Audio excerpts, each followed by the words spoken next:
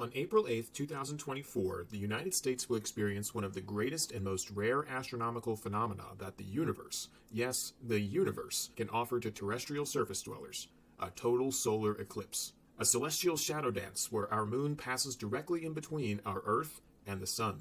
In this video, I'm going to break down this eclipse piece by piece, highlighting everything from the broad strokes defining what this eclipse is, how it happens, how astronomically rare it is, and then getting into the nitty-gritty details about how to make your eclipse experience as memorable and impactful as possible. We'll dive into the do's and don'ts in your eclipse hunting journey, and we'll even explore a bit of the meteorology surrounding the phenomenon, which I know the regular viewers of this channel will certainly appreciate. Be sure to subscribe to Great Atmosphere for more of that. So, without further ado, let's dive in. Now, there's obviously more than one type of eclipse, the two broad categories of which are lunar and solar eclipses. In a lunar eclipse, the celestial body that is blocking the sun is actually the Earth from the perspective of the moon.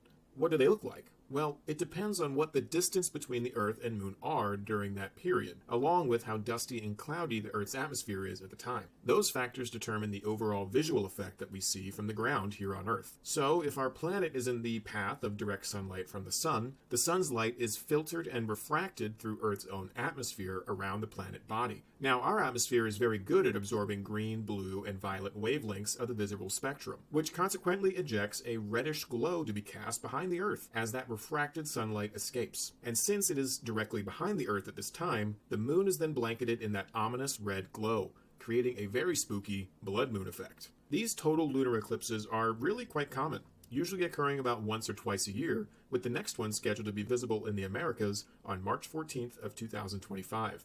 A partial or penumbral lunar eclipse actually occurred just this past week. They're also visible across entire hemispheres for multiple hours at a time, so they're generally easy to spot anywhere if the weather cooperates on the night it occurs in your area. But a lunar eclipse is not what's on the menu for April 8th. That is a solar eclipse. In October of 2023, the United States got to experience another type of solar eclipse, an annular solar eclipse.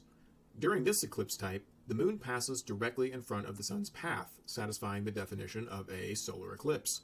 But due to the moon's very slight elliptical orbit around the Earth, at this time, it is actually too far away from the Earth to completely block the whole of the sun's circumference. We call this distance where the moon is physically furthest away from the Earth in its orbit as the moon's apogee. When the moon is near its apogee, it is perceived to be smaller in the sky than usual from our perspective on the surface, due to its increased distance away. It is very slight and hard to notice that change in distance in daily life, but with the sun as its backdrop, that delta change in diameter of the moon is highlighted by the sun in the form of a bright yellow ring, or annulus, enveloping it. This forms a spectacular ring of fire effect in our sky. But the eeriness of a blood moon total lunar eclipse, and even a ring of fire annular solar eclipse, don't come remotely close to the spectacle that comes from the ultimate celestial umbral phenomenon, one that will occur over the contiguous US in just over a week's time, the total solar eclipse. During a total solar eclipse, the moon, now just leaving its perigee, or closest point to the Earth in its orbit, will partially or totally obscure the view of the sun depending on your geographical perspective on the ground. If you are lucky enough to find yourself in the path of totality, or the thin 150-mile wide strip of land where the moon will fully block the direct sunlight, you will experience a sight which will be nothing short of breathtaking, awe-inspiring, and some would even say, spiritual. The mid-afternoon sun will quickly become twilight. Hot, sunny skies will become cool and mild, and even a light breeze may develop to tingle the skin. But the true showstopper won't just be what's going on in the cosmos above, but actually what will happen on the ground. From your perspective, it will seem like the sun has just set under the horizon, but this time it is set in all of the cardinal directions, creating what appears to be a ring of fire around you. Animals and insects begin to panic as the sudden onset of perceived night accelerates their daily evening rituals. Colors will lose their rich, bright tone, shadows will appear wavy, fuzzy, and altered, and you may even be able to see the stars at 3 in the afternoon. It is truly one of life's great privileges to witness, and one that won't affect this part of the world again for many, many more years in the future. Now let's break down the logistics reviewing this particular upcoming total solar eclipse.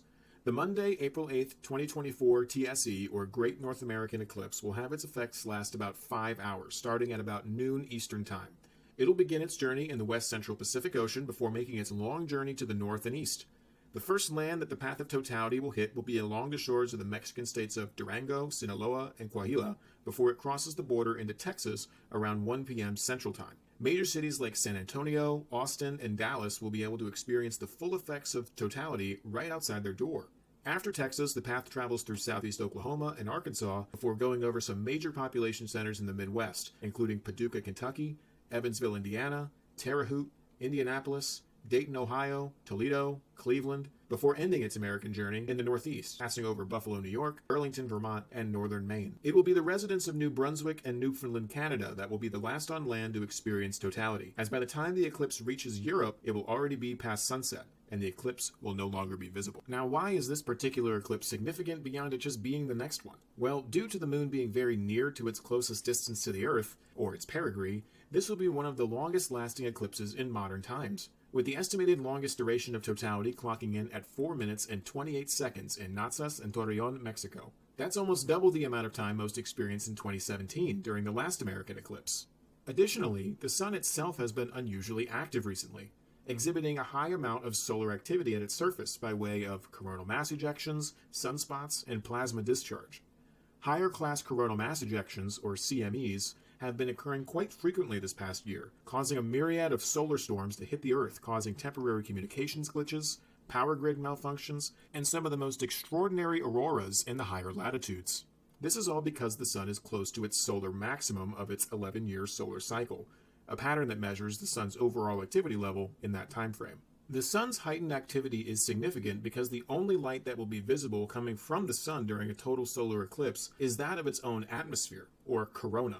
The corona itself, by percentage, accounts for less than 1% of the overall incoming solar radiation we typically receive from the sun during a normal day. But during a TSE, it is all we see instead. And because it's so dim in comparison to the sun itself, we can safely view it with the naked eye here on Earth's surface while being in the path of totality. So with that in mind, what if the sun just happened to be near the height of its solar cycle, and subsequently, the chance of the visible corona undergoing a coronal mass ejection happens to be exceptionally higher than what is typical? Well, now you can understand why scientists and eclipse hunters are excited to see what this particular eclipse has in store. The corona emanating from around the moon will be exceptional to behold by itself. However, many are hoping that a CME does occur during the ecliptic period, as it would allow millions of terrestrial viewers like you and me to witness an explosive spectacle only scientists with specialized cameras aimed at the sun's surface have ever seen in the present moment. But this time, it could be witnessed from your own backyard with the naked eye. You can already tell how quickly many of these coincident events are totaling into an exceptionally rare and epic celestial phenomenon. But how rare is it across both space and time? Well, we'll start with the most well-documented coincidence, that the moon is roughly about 400 times smaller than the sun in terms of diameter, but interestingly, it is about 400 times closer to the Earth than its counterpart.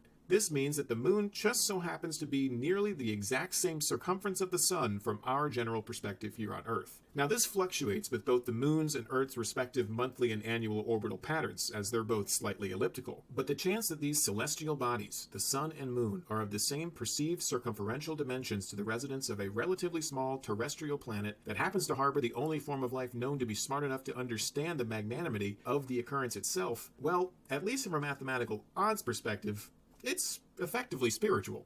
Also, consider the fact that TSEs have only been occurring here for roughly 1 billion years, and eventually, about 600 million years in the future, they will come to an end, as the moon is gradually drifting away from the Earth about 5/16 of an inch per full orbit it makes every month. This growing distance will eventually end the moon's capability to produce a complete totality at all. The human race lives at quite the opportune moment in time and space to be able to view such an otherwise extremely uncommon event compared to other known rocky planets and exoplanets. However, time inevitably catches up to us, and even though 600 million more years of TSEs may be in store for Earth, that doesn't do us individual humans with lifespans of around only 80 years a lot of good. So, if the sheer numerical odds and celestial alignments aren't enough to get you outside to view the spectacle, perhaps this will. There will not be another total solar eclipse visible across the contiguous U.S. until August 12, 2045. That's 21 years. A human being can be born, raised through childhood, receive a full education, drive a car, vote, and purchase a legal alcoholic beverage in the United States in the time between this total solar eclipse and the next. That makes the stakes for seeing this event all the more critical for those able to do so. So in that spirit, let's now take some time to discuss what you can expect on Eclipse Day and how to make it as memorable and worthwhile as possible. First, and most importantly, just plan to go and see the eclipse within the path of totality. Now, I've already had a lot of people mention to me and say they don't need to travel because they'll still be able to see part of it at least happen away from totality. And that is true. The whole of the United States will be able to view a partial solar eclipse for the majority of the afternoon on April 8th. In terms of effects, though, the sky may dim slightly depending on how close you are to totality itself. But ultimately, without proper protective eyewear to view it, there are no major discernible impacts that a partial solar eclipse has on day-to-day life. It's just really cool to see. But the most important decision should be seeing the eclipse from within the path of totality itself. Now, I've been anticipating this particular eclipse for years, and have subsequently been planning for it a while. My wife and I live in Charlotte, North Carolina, and we plan on traveling to the path of totality by car for about 8 hours in the days preceding the event. I've had it on the calendar for years. We both requested off work and booked hotels months ago. The crazy part is that most of the hotels in the path were already nearly full a year in advance, even the one-star highway hotels. Which brings me to what I anticipate to be the biggest problem for most this year: the crowds. Whether you enjoy astronomy or not, this event will completely draw the entirety of the national onus of the country for an entire day. Many school systems are already closing their doors for the day. Critical infrastructure industries like power, consumer supply chain, and cellular have already sent out warnings. The FAA has put out air travel warnings pertaining to possible delays along the eclipse path. Heck, even the state of Oklahoma has activated the National Guard, as the local government is expecting a complete overtaxing of local infrastructure, which was not built to support such large crowds. It's going to be mayhem. It's important to recognize that and plan for it. Account for an additional 2 hours at least to all travel expected to be taken on that Monday. The interstate highway system will reach critical mass along the path in the hours leading up to, and especially the hours after the eclipse is ended. I'd really advise against using them at all and packing your own snacks for the day instead of relying on food at shops along the way. The worst part about being on an interstate prior to an eclipse is that there are no regular escape routes. You are trapped if you get mired in traffic on a roadway with no upcoming exit. Many hunters will be forced to watch this eclipse from the side of a highway because they didn't think ahead. This naturally brings us to the most underrated and arguably most important factor to consider on eclipse day itself: maintaining mobility. Chances are, especially if you plan to watch the eclipse in the Midwest or Northeast, cloud cover will play some role in your viewing experience. Therefore, it is critical that you are able to quickly adjust your location depending on your view of the sun between the clouds. Novice eclipse viewers forget that the totality event only lasts less than 5 minutes. There's no time to wait for those clouds to pass. Pick your viewing location in an area that is generally rural, but with great access to local roads in all directions, and state highways so you can make a quick getaway to a less clouded sky if needed. And be sure to avoid trees. Look for wide open spaces such as farmland, areas near municipal airports, or just open fields, but be sure to be respectful of people's property and never to trespass unless you're allowed in. You want as wide a viewing lens to the sky as possible when totality occurs, so you can observe everything the event has to offer clearly, including that 360-degree ring of fire view of the horizon. Also, do not fall for the trap of buying a ticket to view the eclipse in a special designated space. Many businesses within the path of totality will try to take advantage of the added volume, and rightfully so, but the task of hunting eclipses is not a static one, and the businesses cannot guarantee their sky will be cloud-free. So don't waste your money. There will be plenty of pictures of that special space online post-event. Now let's sink our teeth for a moment into the Great Atmosphere Channel's bread and butter: the meteorology on eclipse day. Now, I've seen hundreds of articles online that claim to have a firm understanding of where clouds will be and won't be prior to eclipse day. You can confidently believe that 95% of all of them are straight up clickbait, because simply we as meteorologists ourselves only have a firm understanding of the nationwide weather pattern just 7 to 10 days out. Ensemble guidance can only get you so far, and is typically only utilized for identifying large timescale synoptic patterns, which may influence what pressure and wind values of an area of the upper atmosphere may experience in that 7 to 10 day time frame. But let me be clear, that is not a reliable baseline to create a high confidence weather forecast. If you see an article or weather app that claims to know what the pinpoint weather or cloud cover will be in a specific location 10 days out with confidence, please know that is usually a load of malarkey. The good articles that are out there point out they've made predictions based on identifying climatological averages for the region based off historical analogs. For example, they may go back in their records and pull out spring months coming off an El Nino winter where the Great Lakes never iced over, ENSO neutral is coming in full force, the Madden-Julian Oscillation is in phase 5 over the Pacific Maritimes, and the North Pacific Jet is retracted with an omega block pattern forming over the Intermountain West. Now that would probably be too specific of an analog and probably quite hard to find, but that's the idea. They look for what's happened in the past to predict the future. This methodology is a great resource for planning where you might want to make base camp months ahead of time, but it is hardly a help when it comes to discerning where to head on the actual day of an eclipse. If you have plans to make camp in an area that is expected with a high degree of confidence to be overcast on eclipse day, I would still wait 4 to 5 days out to make necessary backup plans. April is a seasonal transition month, arguably the most difficult month of the year for Northern Hemisphere forecasters to tackle. The forecast will change, so be sure to be flexible. Now, I mentioned overcast as being the principal enemy of eclipse watching because there's actually some interesting cloud physics that occurs within and close to the path of totality of a total solar eclipse. For background, there are generally two reasons why clouds form in the sky. First, they could be synoptically generated, where multiple large-scale air masses of different moisture levels or temperatures or both meet and form what we call frontal boundaries or convergence zones to generate clouds. Synoptically generated clouds typically exist in the upper to middle layers of the troposphere and form thick stratified layers, usually referred to as an overcast sky. Conversely, the second type of clouds are convectively generated. Convective clouds are typically smaller, puffier cumulus clouds which form solely due to the sun heating the ground through direct sunlight. As the surface receives that incoming solar radiation, the water on and within the ground begins to evaporate into water vapor, and the air directly above the ground heats to a temperature greater than the air in the kilometers above. This creates what is referred to as an unstable atmosphere. This unstable air ultimately gets warm enough near the ground that it then naturally begins to rise, and with increasing altitude begin to cool due to the lower atmospheric pressure it's experiencing. As the air becomes more dense due to cooling, there's not as much room for the water vapor molecules to roam, so they naturally come closer together and start to condense. You already know this process as condensation in the water cycle, and is thermodynamically known